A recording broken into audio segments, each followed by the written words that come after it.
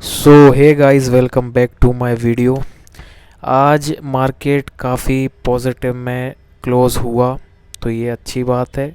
कल के रिटर्न अगर आप देखें तो कल नेगेटिव में मार्केट क्लोज़ था, उसके बावजूद 3,000 रुपये के पॉजिटिव रिटर्न अपन को मिले हैं। आज तो मार्केट अच्छा खासा पॉजिटिव में गया है, तो फिर नो डाउट कल भी अच्छे खासे रिटर्न अपन को मिलने वाले हैं। XIR अगर देखें तो ओवरऑल 83 हो गया है, जो कि घटते घटते 50 से नीचे पहुंच गया था, वो 83 आ चुका है। ओवरऑल रिटर्न्स अगर देखें सारे फंड्स के, तो क्वांट लगभग 1500 के रिटर्न दे के बैठा है। निप्पॉन सबसे ज़्यादा, ये काफ़ी कंसिस्टेंटली रिटर्न दे रहा है। बहुत अच्छे रिटर्न इसने बना के दिए हैं, 4700 से ज़्यादा इसके रिटर्न है। मोतीलाल 2200 से ज़्यादा, पराग पारिक 1600 से ज़्यादा। तो ये ओवरऑल रिटर्न है सारे फंड्स के। डे चेंजेस देखें तो अगेन निप्पॉन सबसे आगे है, 1777 रुपये के वन डे चेंज रिटर्न दिए हैं, बहुत बढ़िया। क्वांट दें, फिर मोतीलाल, देन पराग पारिक। XIR देखें तो अगेन निप्पॉन का ही XIR सबसे ज़्यादा है, मोतीलाल, पराग पारिक, और अभी हाल फिलहाल क्वांट का सबसे कम है, लेकिन आने वाले दिनों में हो सकता है क्वांट आगे निकल जाए। और पोर्टफोलियो एनालिसिस देखें तो ये है पोर्टफोलियो एनालिसिस, सारा इक्विटी में एलोकेशन है, ये फंड्स में कितना कितना एलोकेशन है ये देख सकते हैं। ये सारे सेक्टर्स हैं, ये सारे मार्केट कैप, और ये सारी कंपनीज में इन्वेस्टमेंट है। अब देखिए, जैसा कि मैंने आपसे कहा था कि भाई मार्केट कितना गिर जाए डरना नहीं है, उसको अपॉर्चुनिटी समझना है, उसमें इन्वेस्टमेंट करना है। जिसने किया था अब उसके अच्छे रिटर्न बनते हुए दिख रहे हैं उसको, जिसने नहीं किया था वो आगे कर देना, मौके मिलते रहेंगे। अब देखिए, अगर मैं मेरी ही बात करूं तो मेरा जो पीक रिटर्न जो मेरा गया था, टोटल रिटर्न, वो गया था 12,000 रुपये। अब आज मार्केट ने अच्छी क्लोजिंग दी है, तो कल ये जो 12,000 का टोटल रिटर्न था ये और बढ़ जाएगा, मे बी 13,000, 14,000। और अभी आगे का एक महीना मैं समझता हूँ मार्केट बहुत बढ़ने वाला है। अगेन मैं कह रहा हूँ, अब देखिए गिरावट आएगी नहीं आएगी वो मैं नहीं कह सकता, लेकिन अगेन यही कहूँगा कि भाई अगर गिरावट आई तो लमसम अगर आप कर सकते हैं तो कर देना, ठीक। तो कल जो मेरा ऑल टाइम हाई था 12,000 का, वो टूट के एक नया ऑल टाइम हाई बनेगा। तो यही मेरा सजेशन रहेगा कि कितना भी मार्केट गिर जाए, आप अपने दिमाग में ये सेट कर लीजिए कि कितनी बड़ी गिरावट हो उसके बाद उससे डबल पॉजिटिव रिटर्न आपका इंतज़ार कर रहे हैं। बस थोड़ा सा वेट, थोड़ा सा पेशेंस आपको रखने की ज़रूरत रहेगी, और आपको उसका रिवॉर्ड ज़रूर मिलेगा, ठीक है।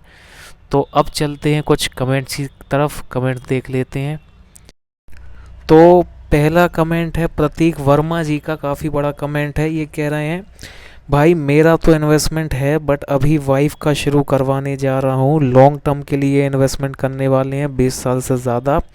ये सजेशन मांग रहे हैं कि कुछ सजेशन देना हो तो दीजिए। अभी ये शॉर्ट किए हैं इन्होंने कुछ फंड, इनकी KYC चल रही है, आज या कल में हो जाएगी तो ये SIP शुरू कर देंगे, ठीक है। इन्होंने जो फंड चुने हैं वो हैं 4 small cap, Tata, axis, bank of India, HDFC, each 5,000, ठीक। Quant flexi cap, Parag flexi cap 4,500 each. Kotak ELSS, bank of India ELSS, quant ELSS 4 और 4.5, ठीक। Kotak emerging equity fund and quant mid cap fund 4,500 each. तो सबसे पहले तो भाई मैं आपको ये बधाई दूंगा कि आप खुद भी इन्वेस्ट कर रहे हैं और अब वाइफ से भी इन्वेस्टमेंट करवा रहे हैं। इसके लिए सबसे पहले तो आपको बहुत बहुत बधाई और शुभकामनाएं दूंगा आपको। और दूसरी जो आप बहुत बढ़िया चीज़ कर रहे हैं कि 20 साल से ज़्यादा इन्वेस्टमेंट कर रहे हैं, बहुत वेल्थ बनाएंगे आप, ये बहुत अच्छी चीज़ है। तीसरी चीज़ बहुत अच्छी जो आप कर रहे हैं कि बिल्कुल ये आपका बहुत अच्छा डिसीज़न है, सबसे ज़्यादा आप स्मॉल कैप में इन्वेस्ट कर रहे हैं, और सबसे ज़्यादा फंड भी आप स्मॉल कैप के लिए हैं, और सबसे ज़्यादा इन्वेस्टमेंट अमाउंट जो है वो भी स्मॉल कैप में ही सबसे ज़्यादा डाल रहे हैं। तो ये आपकी बिल्कुल परफेक्ट चीज़ जो आपने करी है, इसके लिए ये तो आपने बिल्कुल परफेक्ट किया है। अब अगर आप मेरे से सजेशन मांगेंगे तो एक सजेशन मैं आपको दूंगा, बाकी सारी चीज़ें तो आपकी बिल्कुल बिल्कुल परफेक्ट हैं। आप 20 साल से ज़्यादा इन्वेस्टमेंट कर रहे हैं, खुद भी इन्वेस्टमेंट कर रहे हैं, वाइफ से भी इन्वेस्टमेंट करा रहे हैं, अच्छी बड़ी अमाउंट इन्वेस्ट कर रहे हैं। देखिए ये बहुत अच्छी चीज़ है कि आप एफडीज में ना डाल के आप यहाँ पे डाल रहे हैं। तो ये मुझे अच्छा लगा कि आपको ये चीज़ समझ में आ गई कि भाई एफडी से मच बेटर ऑप्शन अवेलेबल है, तो भाई एफडी में क्यों डालना, इतने सालों तो एफडी में पैसे पड़े रहेंगे, तो क्यों भाई उसके बेटर ऑप्शन में ना डाल के एफडी में डालें। तो ये बहुत बढ़िया आपका है कि आप इतनी बड़ी अमाउंट हर महीने 50,000 लगभग आप अमाउंट इन्वेस्ट कर रहे हैं। तो ये बहुत बढ़िया चीज़ आपने डिसीज़न लिया है। तो सबसे पहले तो ये तो पॉजिटिव पॉइंट्स रहे आपके। अब एक अकेला जो मैं सजेशन देना चाहूँगा वो ये रहेगा कि भाई आपने फंड्स थोड़े से ज़्यादा ले लिए हैं। टोटल मैं देख रहा हूँ 11 फंड्स हो रहे हैं। मैं समझता हूँ 11 फंड लेने की कोई ज़रूरत नहीं है मेरे हिसाब से। देखिए मैक्स टू मैक्स अगर आपको रखना है ना तो 6 से 7 fund is more than enough, है ना। थोड़े से 4-5 फंड हो सके तो हटाइए। अगर आप मेरे से सजेशन मांगेंगे तो मैं कहूँगा 3 स्मॉल कैप, 2 मिड कैप, एक फ्लेक्सी कैप एंड ELSS। तो ये मेरा सजेशन रहेगा। तो मतलब 11 फंड के लगभग 6-7 फंड कर सकते हैं तो कर लीजिए। एक स्मॉल कैप हटा दीजिए, 3 मोर देन इनफ है। एक फ्लेक्सी कैप बहुत है, एक ELSS बहुत है। इतने ELSS रखने का क्या फ़ायदा, कोई एडिशनल बेनिफिट नहीं है। देखिए ऐसा नहीं है कि आप इतने फंड रखेंगे तो आपको ज़्यादा रिटर्न मिल जाएंगे या ऐसा कुछ हो जाएगा, बिल्कुल नहीं।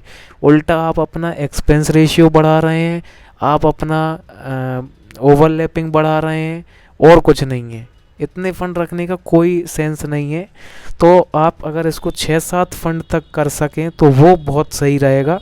बाकी एलोकेशन यही रखिए कि भाई सबसे ज़्यादा स्मॉल कैप में और फिर मिड कैप और देन एक flexi cap and ELSS best रहेगा।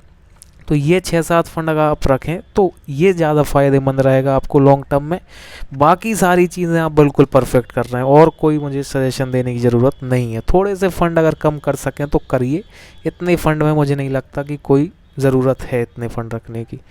तो ये था मेरा आपको एक सजेशन। बाकी आप बिल्कुल परफेक्ट चल रहे हैं। तो आई होप आपको समझ में आ गया होगा।